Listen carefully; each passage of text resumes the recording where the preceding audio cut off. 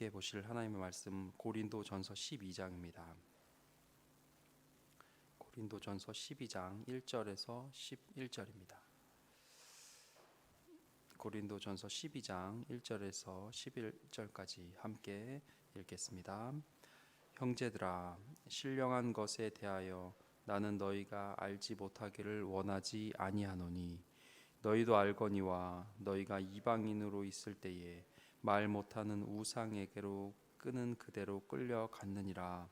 그러므로 내가 너희에게 알리노니 하나님의 영으로 말하는 자는 누구든지 예수를 저주할 자라 하지 아니하고 또 성령으로 아니하고는 누구든지 예수를 주시라 할 수 없느니라. 은사는 여러 가지나 성령은 같고 직분은 여러 가지나 주는 같으며 또 사역은 여러 가지나 것을 모든 사람 가운데서 이루시는 하나님은 같으니 각 사람에게 성령을 나타내심은 유익하게 하려 하심이라. 어떤 사람에게는 성령으로 말미암아 지혜의 말씀을, 어떤 사람에게는 같은 성령을 따라 지식의 말씀을, 다른 사람에게는 같은 성령으로 믿음을, 어떤 사람에게는 한 성령으로 변 고치는 은사를, 어떤 사람에게는 능력 행함을, 어떤 사람에게는 예언함을, 어떤 사람에게는 영들 분별함을, 다른 사람에게는 각종 방언 말함을, 어떤 사람에게는 방언들 통역함을 주시나니 이 모든 일은 같은 한 성령이 행하사 그의 뜻대로 각 사람에게 나누어 주시는 것이니라. 아멘. 고린도전서 12장입니다. 우리가 고린도전서를 통해 아침마다 은혜를 나누고 있는데요. 오늘의 본문은 특별히 성령의 역사 그리고 다양한 은사들에 대해서 말하고 있습니다. 이는 고린도 교회 성도들이 바울에게 제기한 물음에 대한 대답인 것입니다. 고린도 교회는 성령의 임재와 그에 따른 비상한 은사들을 높이 평가하는 분위기가 있었습니다. 성령의 임재, 그래서 그 임재로 인한 다양한 은사와 또한 설명할 수 없는 비상한 현상들 있을 수 있습니다. 그리고 그것이 높이 평가될 수도 있겠죠. 어느 정도는 맞습니다. 성령의 임재로 인해 신비한 하나님의 일들 일어날 수 있다는 거죠. 사도 바울이 말한 여러 은사 중에 신유, 예언, 방언 이런 은사들이 그것을 행하는 사람들을 높이 평가하게 하는 것이 그럴 수도 있다는 거죠. 하지만 그 은사로 인해서 그 은사를 행하는 사람으로 인해서 긍정적인 것도 있을 수 있지만 문제와 때로는 교회를 어렵게 하는 일들도 일어날 수 있기에 사도 바울은 굉장히 조심스럽게 반복적으로 이야기하고 있습니다. 그래서 3절에 보면 성령의 가장 큰 역사는 성령이 아니고서는 누구든지 예수를 주시라 할 수 없느니라.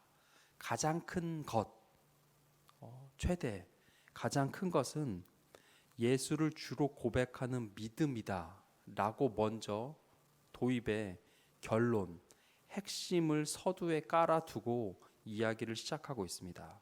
성령의 가장 큰 역사, 성령이 임하시면 일어나는 것은 특별한 현상보다 가장 큰 것은 무엇이다? 예수를 주로 고백하는 믿음이다 라고 했습니다.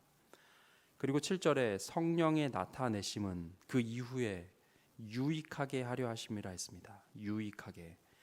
모든 각각의 은사 또는 그 모든 은사를 통한 사역들 또한 교회의 유익이 되어야 된다는 거죠. 유익한 결과를 위한 것이어야 한다는 겁니다. 그 은사 자체, 그 결과가 초점이 아니고 그 모든 것들을 통해서 교회와 성도의 유익이 되고 있는가라는 것이 중요하다는 거죠. 오늘 보진 않지만 다음 주에 보시게 될 겁니다. 한 장 더 넘어가면 13장 사도 바울이 이렇게 얘기해요. 사랑이 없으면 아무것도 아니다. 사도 바울이 더 강조하고 있습니다. 한 장 더 넘어가면 14장에 예언하는 자는 교회의 덕을 세우기 위함이다 했습니다. 사도 바울이 은사, 어떤 특별한 현상, 그것에 대해서 12장, 13장, 14장 반복적으로, 그리고 어떻게 보면 강도를 더해 가면서 굉장히 조심하는 모습을 우리는 볼 수 있습니다. 왜요? 바로 이 모든 은사들이 긍정적인 것뿐만 아니고 교회를 분열시키는데도, 성도 간의 다툼을 일으키는데도 사용될 수 있기 때문입니다. 마치 예리한 칼처럼 어떻게 쓰이느냐에 따라 사람을 살릴 수도 있고요, 사람을 죽일 수도 있는 엄청난 차이를 만들 수 있기 때문입니다. 신비한 은사, 특별히 신유, 예언, 신비한 사람의 상식과 이상으로 설명할 수 없는 일들, 지금도 성령께서는 그런 식으로 일하고 계시기도 합니다. 쓰러짐, 능력 행함, 그것도 하나님은 그것들을 통해서도 일하고 계십니다. 사도 바울의 전도 여행을 봐도 이러한 성령의 사역들을 통해서 그 전도 여행이 진행되는 것을 우리는 사도행전을 통해서 볼 수 있습니다. 특별히 사도 바울의 전도 여행에 가장 크게 쓰임 받은 은사는 신유입니다. 그래서 가는 곳마다 아픈 사람을 치유하고요, 아픈 유력자, 그 지방에서 유력한 권위 있는 사람의 가족까지 신유의 은사로 치유를 시킵니다. 그래서 그의 선교의 여행이 수월하게 진행되는 것에 그 은사가 덕이 되고 유익이 되었다는 것을 우리는 알 수 있습니다. 하지만 사도 바울은 사람을 병을 고치는 그 은사의 모습들, 그것 자체가 목적이 아니었다는 거죠. 그가 그러한 신유를 행한다고 해서 우쭐하지 않았다는 겁니다. 심지어 그것으로 사람들이 높임 받게 하는 분위기를 사도 바울은 옷을 찢으며 경계하는 것을 우리는 볼 수가 있습니다.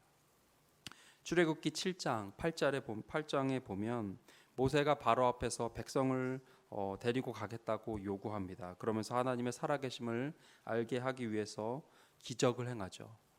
우리가 가장 먼저 지팡이가 뱀이 되게 하고요, 첫 번째 재앙, 강이 피로 변하죠. 그리고 두 번째, 개구리가 출몰하게 됩니다.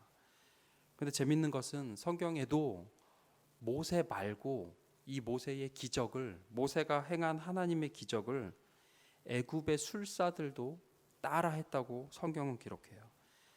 애굽의 술사들도 자신들의 지팡이를 던져서 뱀이 되게 합니다. 그리고 물을 피가 되게 자신들의 방법으로, 영어 성경에 보면 매직을 행했다 그래요. 시크릿 아트, 뭔가 숨겨진 자신들의 방법으로 모세가 한 거를 그대로 해요. 뭔가 그들의 방법으로, 그들의 요술로 개구리를 출몰시켜요. 성경은 그들이 동일하게 했다고 합니다. 출애굽기 8장에 보면 요술사들도 자기 요술대로 그와 같이 행했다고 성경은 기록합니다. 뭐죠? 그래서 그 요술사들의 그 요술을 통해서 결과가 어떻게 되죠? 바로의 마음이 완악하게 되고 백성을 보내지 않는 일이 이어진다는 거죠. 뭡니까? 현상만으로, 그 기적만으로 그 모든 것들을 하나님의 일들로 결론 지으면 안 된다는 겁니다. 그 현상을 통해서 사도 바울이 제시했던 조건, 덕이 세워지는가, 그 성령의 현상을 통해서 예수 그리스도가 주로 고백되는가, 그것을 통해서 교회가 덕이 되는가, 유익이 있는가, 그 어떠한 결과인가가 중요하다는 겁니다. 말씀 정리하겠습니다. 하나님은 어떤 분입니까? 보이는 현상보다, 눈에 보이는 현상보다, 눈에 보이는 기적보다 그 의미와 열매를 중요하게 여기시는 분입니다. 이러한 은사를 더 넓게 생각한다면, 넓게 포괄적으로 우리가 다룬다면 교회 안에 다양한 역할들, 모든 섬김들, 우리 성도님들을 통한 봉사들, 성도들 간의 관계라고까지 넓게 생각할 수 있습니다. 그 모든 것을 통해서 교회의 덕이 되어야 합니다. 여러분들의 모든 활동을 통해서, 봉사를 통해서 유익함이 있어야 됩니다. 우리의 모든 교회 안에서 예수 그리스도의 이름으로 행해지는 내 모든 행위와 언행을 통해서 결론, 예수가 주로 고백되는 일들이 있는가? 이것에 비추어 우리의 삶을 점검하며 살아야 할 것입니다.